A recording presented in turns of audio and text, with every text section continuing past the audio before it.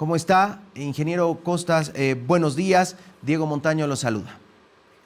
Diego, buenos días, un placer en saludarte. Sí, yo creo que está empezando la efervescencia electoral con bastante dinamismo.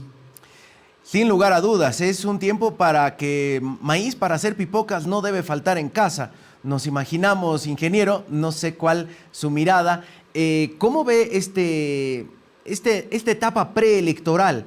Que prácticamente no ha habido la bajada de la bandera de cuadros, pero ya arrancó desde bastante temprano, ¿no? Sí, sí, sí. De hecho, las encuestas, estas encuestas eh, que se han venido realizando por medios de comunicación y por también por actores privados, son muy interesantes. Nos están mostrando una polarización que es casi característica en nuestro país, ¿no? Y un achatamiento en todo lo que corresponde la participación de estos precandidatos. Es bueno que se vaya definiendo esto en algún momento, se vaya consolidando los diferentes frentes. Y bueno, también el otro aspecto que está en consulta y en inquietud es la actividad que debe desarrollar el órgano electoral, porque va a ser el principal actor de todo esto. ¿Cómo lo ve a este órgano electoral, Tribunal Supremo Electoral? ¿Ve una fragilidad institucional producto de, por ejemplo, los antecedentes de lo que recién ocurrió en torno a las elecciones judiciales parciales? Mira, yo creo que siempre es casi como una lógica el accionar interno de la sala plena del Tribunal Supremo, que es de alguna manera el que orquesta eh, todo este quehacer electoral. Y en eso yo veo que hay algunas necesidades que deben irse cumpliendo. Por ejemplo, hay alguna confusión en la vocería. Debía haberse hecho la convocatoria y también la publicación del calendario electoral de acuerdo a las afirmaciones de algunos de los vocales, el 2, que es hoy. Aparentemente no se va a hacer. Hay todavía un problema que se está dando por algunas impugnaciones respecto a la geografía electoral, la cartografía electoral. Entiendo que hay unos reclamos en Santa Cruz respecto a esa delimitación. Entonces, son aspectos que deberían irse clarificando. De hecho, el tema este de la delimitación es un aspecto que en un principio no fue definitivamente problemático y hoy se está tornando en un factor, yo diría hasta como la piedra en el zapato para el trabajo del órgano electoral, debido a esa información tal vez escasa o imprecisa que se va entregando. Ahora, el papel del Tribunal Constitucional Plurinacional. Para muchos, el parteaguas fue el año 2018, cuando justamente el anterior Tribunal Constitucional permitió y habilitó la candidatura del expresidente Evo Morales a las elecciones del 2019, pese a que la Constitución no se lo permitía y pese a que se había hecho un referéndum en febrero del año 2016.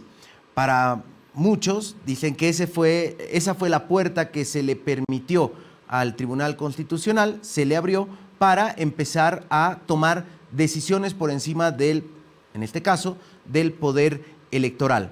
Algo parecido ocurrió el año pasado con el agravante de que se tratan de autoridades autoprorrogadas que decidieron que justamente a los que tenían que elegir en sus departamentos no haya elecciones. Por lo tanto, se seguían manteniendo en el cargo.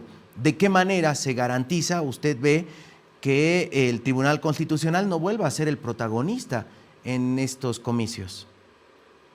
Bueno, a ver, eh, separemos la respuesta en dos componentes que creo que son importantes.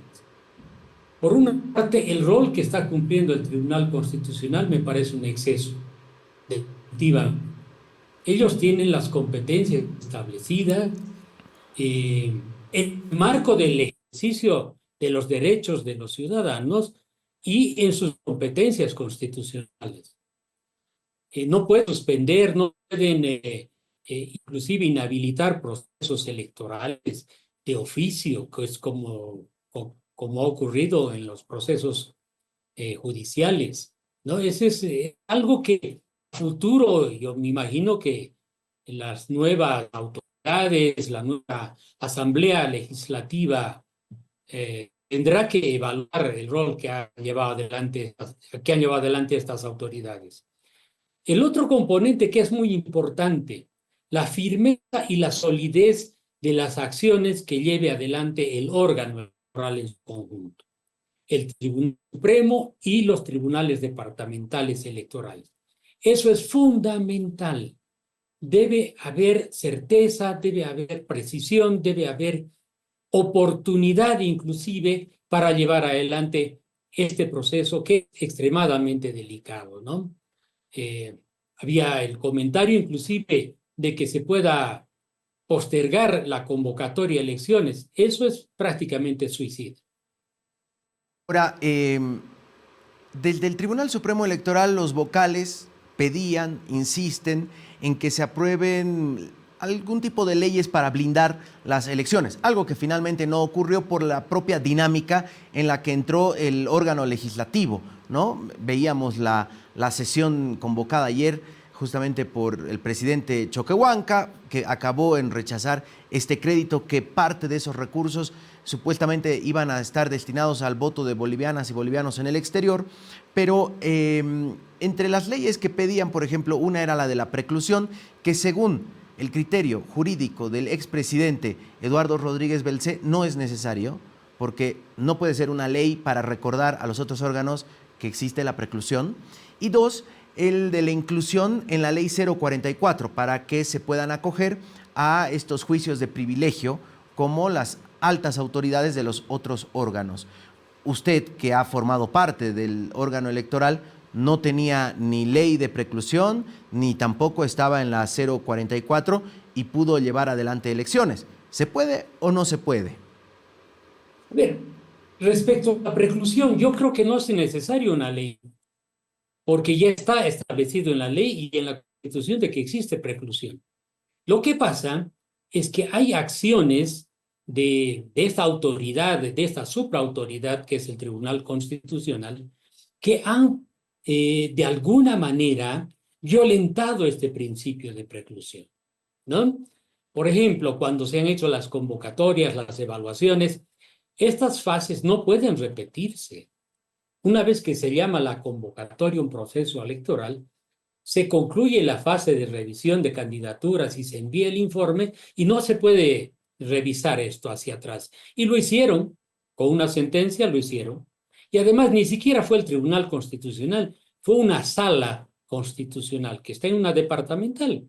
Entonces, yo me ratifico en lo que comento. Hay un exceso en el accionar de esta importante instancia del Estado.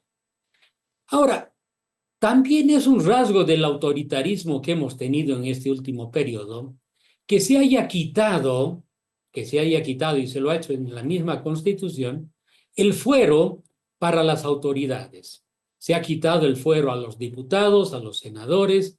Las únicas personas que tienen fuero son el presidente y el vicepresidente, y también las autoridades del órgano judicial. La antigua Corte Nacional Electoral sí gozaba de juicio, de corte se denominaba, era el juicio que llevaba adelante en ese entonces el Congreso Nacional.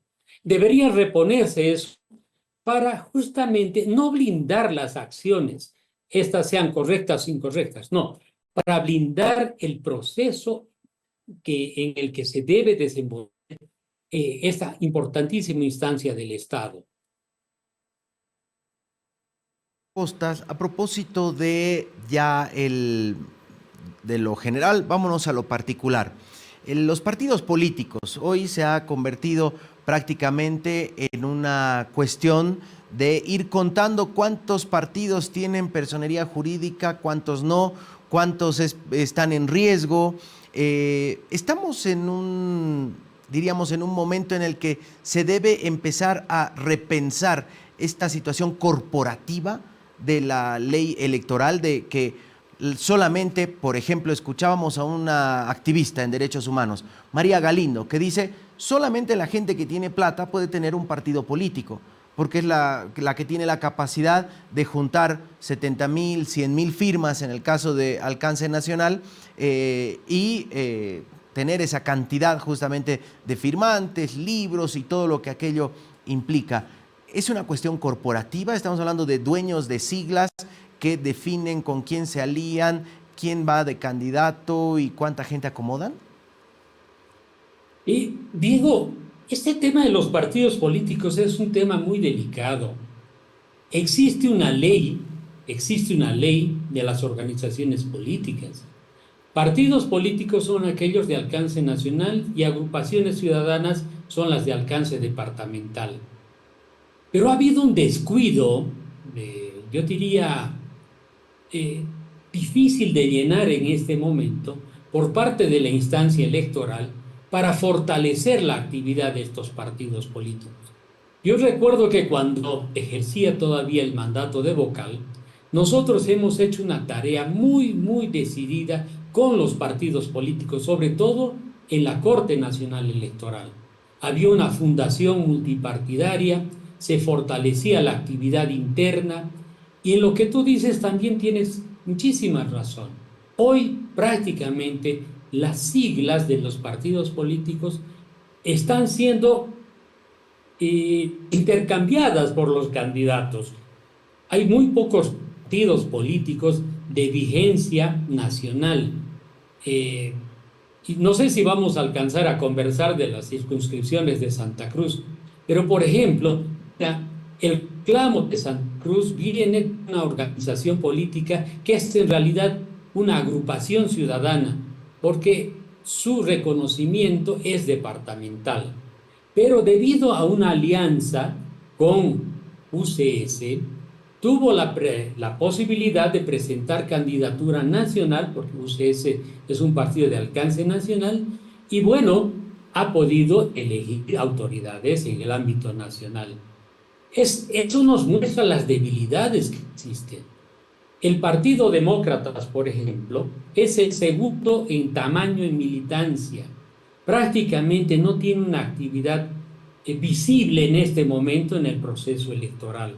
Los demás partidos tienen, UCS, por ejemplo, tiene el 1,8% del padrón total, el FRI tiene como el 3%. Entonces, hay en este momento una debilidad manifiesta en las organizaciones políticas. Y eso es difícil de manejar, porque finalmente los procesos electorales y estos generales son procesos de amplia movilización, son procesos de grandes números, porque se elige a nivel nacional y a nivel departamental fundamentalmente. Claro, hay el componente de las circunscripciones uninominales, pero que también, si te pones a pensar, implica una gran movilización. A futuro, las nuevas autoridades, ojalá los mismos candidatos, tengan como parte de esta actividad de fortalecer y de reponer la institucionalidad, el fortalecer a las organizaciones políticas.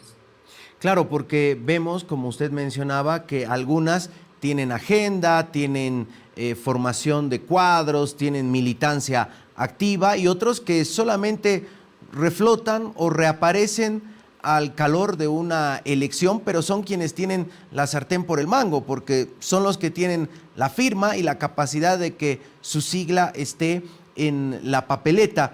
Hay una papa caliente que sin lugar a dudas tiene en este momento la sala plena, que es la inhabilitación o no del Frente para la Victoria, que se entiende es la sigla con la que el expresidente Evo Morales pretende estar justamente en las papeletas de agosto. ¿De qué manera este tipo de papas calientes, de ahí vendrá otra, que van a poner en jaque al Tribunal Supremo Electoral?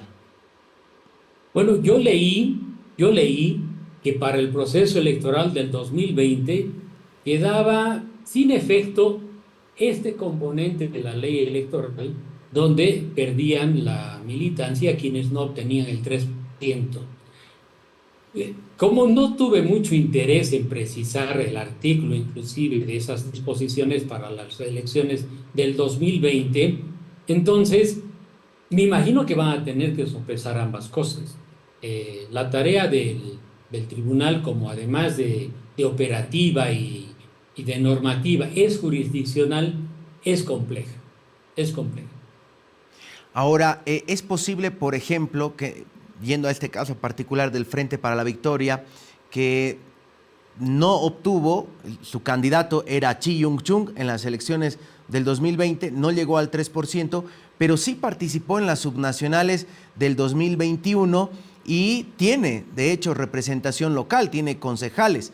Esto ya sería, diríamos, un hecho precluido, es decir, ya hay habría una jurisprudencia que dice que sí puede participar de estas elecciones, o son dos cosas diferentes al ser subnacionales versus nacionales. Son dos cosas diferentes. Son dos cosas diferentes y no establece un periodo para hacer el reclamo. En realidad, el que se quite la personalidad jurídica es una acción de oficio del órgano electoral. Yo recuerdo que cuando, por ejemplo, el MCM no alcanzó la cifra en la anterior, bueno, hace bastante tiempo, en una elección nacional, fue la Corte Nacional Electoral la que activó la supresión de la personalidad jurídica. Entonces, ese es un tema mandatorio por la ley. No debería activarse a reclamo. Ahora, en la siguiente papa caliente, si es que logra pasar el Frente para la Victoria, es la habilitación del expresidente Evo Morales, que para muchos ya está inhabilitado por un auto constitucional. Justamente la Sala Cuarta del Tribunal Constitucional Plurinacional emitió una sentencia que en los considerandos hablaba de la reelección indefinida, sea continua o discontinua. Posteriormente hubo otra sentencia, otro auto constitucional, pero, por ejemplo, en el criterio del expresidente Eduardo Rodríguez Belcé, esta es una decisión meramente que le compete al Tribunal Supremo Electoral, en el que no podría interferir este suprapoder. ¿Es así? ¿Coincide con el expresidente? Y es una papa caliente para el Tribunal Supremo, definitivamente, y tiene que actuar en el ámbito electoral, básicamente. Tendrá que hacer un acopio de toda la parte de jurisdicción previa y activar la decisión, ¿no? Y activar la decisión. Y en esto nuevamente considero que las sentencias, los autos deberían ser absolutamente claros, no ambiguos, deberían ser absolutamente claros y sentar jurisprudencia clara también, porque la Constitución Política del Estado en su artículo 168 habla solamente de procesos de reelección de manera continua, no habla de los temas discontinuos. Ahora, si tú me preguntas, Diego, ¿cuál es mi opinión respecto a la reelección indefinida? Esta debería desaparecer, definitivamente. Debe haber una sana renovación, existen liderazgos en el país. Hubo un problema inclusive de la aparición de las agrupaciones ciudadanas porque los antiguos partidos políticos prácticamente eran patrimoniales, ¿no? Si tú vas recordando el MNR, el mismo MIR, eran partidos prácticamente de, de un clan, de una clase política, que en su momento funcionaron así. O sea, yo no soy de las personas que le gusta criticar el funcionamiento. La democracia nuestra ha sido una democracia sobre todo muy fuerte al tratar de conseguir y fortalecerse.